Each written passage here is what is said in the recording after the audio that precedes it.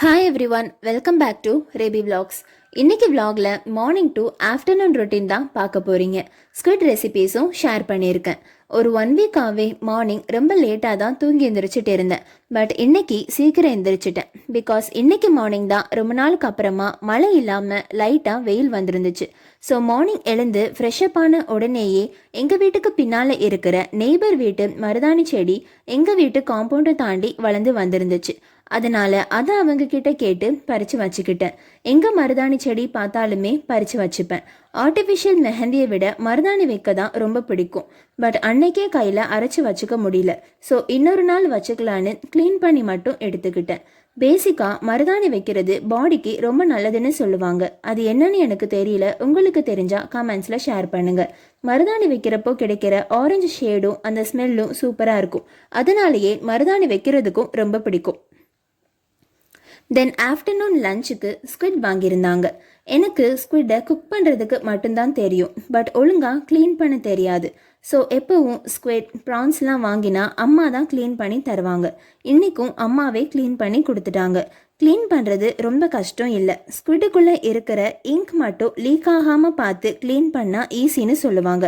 ஆனால் எனக்கு என்னமோ தெரியல, இங்க் லீக் ஆகாமல் க்ளீன் பண்ணுறதுக்கு தெரியாது. ஸ்டில் லேர்ன் பண்ணிகிட்டே இருக்கேன்.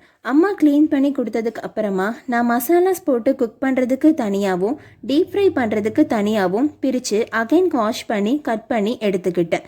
நேட்டிவ் வந்துட்டாலே டெய்லியுமே சீ ஃபுட்டாக தான் இருக்கும். சீ ஃபுட்லேயுமே ஃபிஷ்ஷை விடவும் prawns, squid, shrimp, crabs, clams இந்த மாதிரி சில வெரைட்டிஸ் தான் எங்கள் வீட்டில் இருக்கிற எனக்கும் என் சிப்ளிங்ஸுக்கும் ரொம்ப ஃபேவரட். நாங்கள் டெய்லியும் வெஜ் ஐட்டம்ஸ் சாப்பிட்டுட்டு வீக்லி ஒன்ஸ் நான்வெஜ் சாப்பிட்டு வளர்ந்தனால எங்களுக்கு டெய்லியுமே சீ ஃபுட்னா போரிங்காக இருக்கும். ஓகே, ஸ்குவிட் குக் பண்ணுறதுக்கு நான் மண் சட்டி எடுத்திருக்கேன். மண் சட்டியில் குக் பண்ணுறப்போ அதோட ஃப்ளேவர் சூப்பராக இருக்கும்னு சொல்லுவாங்க. சீ ஃபுட் ஐட்டம்ஸ் எதுனாலுமே மண் சட்டியில் குக் பண்ணி பாருங்கள், உங்களுக்கே டிஃப்ரென்ஸ் தெரியும். ஃபஸ்ட்டு சட்டியை அடுப்பில் வச்சுட்டு சட்டி நல்லா சூடானதுக்கு அப்புறமா அது கூட ஆயில் ஆட் பண்ணிக்கோங்க. நான் இதில் கடலெண்ணெய் சேர்த்துருக்கேன். ஆயில் நல்லா ஹீட் ஆனதுமே கொஞ்சமாக சோம்பு எடுத்திருக்கேன். சோம்பு சேர்த்து சோம்பு நல்லா பொரிஞ்சு வந்ததுக்கப்புறமா 3 பல்லு பூண்டு, 2 பச்சை மிளகாய், உங்களோட ஸ்பைஸ் லெவலுக்கு ஏற்ற மாதிரி பச்சை மிளகாய் சேர்த்துக்கோங்க. அதுவும் நல்லா பொரிஞ்சதுமே ஒரு பெரிய வெங்காயத்தை குட்டி குட்டியாக நறுக்கி இது கூட சேர்த்து வதக்கிக்கோங்க.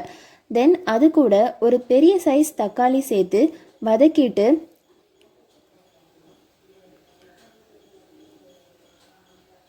தேவையான அளவுக்கு உப்பு, 1/4 டீஸ்பூன் மஞ்சள் தூள், 1/2 டேபிள் ஸ்பூன் மிளகாய் தூள், 1/2 டேபிள் ஸ்பூன் கரம் மசாலா சேர்த்து மிக்ஸ் பண்ணிவிட்டு 1/2 டேபிள் ஸ்பூன் மல்லித்தூள், 1/2 டேபிள் ஸ்பூன் குழம்பு மிளகாய் தூள் சேர்த்துருக்கேன். தேவையான ஆட் பண்ணிக்கோங்க, இல்லைன்னா வேண்டாம். இதோட பச்சை வாசனையெல்லாம் போகிற வரைக்கும் வதக்கிக்கோங்க. தென் க்ளீன் பண்ணி கட் பண்ணி வச்சுருக்க ஸ்குவிட்டை சேர்த்துக்கணும். ஸ்குவிட்டை நல்லா மசாலாவோட மிக்ஸ் பண்ணிவிட்டு மூடி போட்டு வச்சுருங்க. இது கூட தண்ணி எதுவுமே சேர்க்க வேண்டாம். ஸ்குவிட்டில் இருந்தே நிறைய தண்ணி ஊறி வரும். தண்ணி எல்லாம் நல்லா ட்ரை ஆகிற வரைக்கும் குக் பண்ணால் போதும், சூப்பராக ரெடி ஆகிரும். இந்த மாதிரி ட்ரை பண்ணி பாருங்கள், ரொம்ப கம்மியான டைம்லேயே செஞ்சு முடிச்சிடலாம். தென் செகண்ட் ரெசிபிக்கு ஃப்ரைட் ஸ்குவிட் தான் செய்ய ஸ்டார்ட் பண்ணேன்.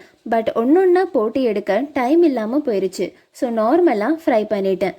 அதுக்கு மைதா, கார்ன்ஃப்ளவர், உப்பு, black pepper, garlic powder, Kashmiri chilli powder, உங்களுக்கு ஸ்பைஸியாக வேணும் அப்படின்னா நார்மல் சில்லி பவுடரையும் ஆட் பண்ணிக்கோங்க. நான் இன்றைக்கி ஸ்பைஸியாக பண்ணலை, அதனால ரெட் சில்லி பவுடரை ஸ்கிப் பண்ணிவிட்டு காஷ்மீரி சில்லி பவுடர் மட்டும்தான் ஆட் பண்ணியிருக்கேன். இதெல்லாம் போட்டு கொஞ்சம் தண்ணி சேர்த்து மிக்ஸ் பண்ணிவிட்டு ஸ்குவிட்டை போட்டு 1/2 அன் ஹவருக்கு மேரினேட் பண்ணிக்கணும். தென் கடாயில் ஆயில் ஆட் பண்ணிவிட்டு ஆயில் நல்லா ஹீட் ஆனதும் ஸ்குவிட்டை ஒன்றா போட்டு ஃப்ரை பண்ணி எடுத்துக்கணும். ஃப்ரை பண்ணுறப்போ கொஞ்சம் டிஸ்டன்ஸ் விட்டே நின்றுக்கோங்க. பிகாஸ் ஸ்குவிட் ஃப்ரை ஆகிறப்போ ஆயில் தெரிக்கும். தென் கோல்டன் ப்ரௌன் ஆனதுமே எடுத்துருங்க. ரொம்ப கிறிஸ்பியாக இருக்கும். இது நமக்கு மட்டும் இல்லை, பேபிஸ்க்குமே ரொம்ப பிடிக்கும். ரவுண்டாக கிறிஸ்பியாக இருக்கனால அவங்களும் லைக் பண்ணி சாப்பிடுவாங்க. இதில் காஷ்மீரி சில்லி பவுடர் ஆட் பண்ணியிருக்கனால காரமும் அதிகமாக இருக்காது. எங்கள் வீட்டில் எல்லாருமே 2 ரெசிபியையும் என்ஜாய் பண்ணி சாப்பிட்டோம். நீங்களும் மறக்காமல் ட்ரை பண்ணி பாருங்கள். வீடியோ பிடிச்சிருந்தா சப்ஸ்கிரைப் பண்ணுங்கள். கமெண்ட்ஸ்லேயும் உங்கள் ஃபீட்பேக்கை ஷேர் பண்ணுங்கள். தேங்க்ஸ் ஃபார் வாட்சிங். நெக்ஸ்ட் வீடியோவில் பார்க்கலாம். அது வரைக்கும் பாய்.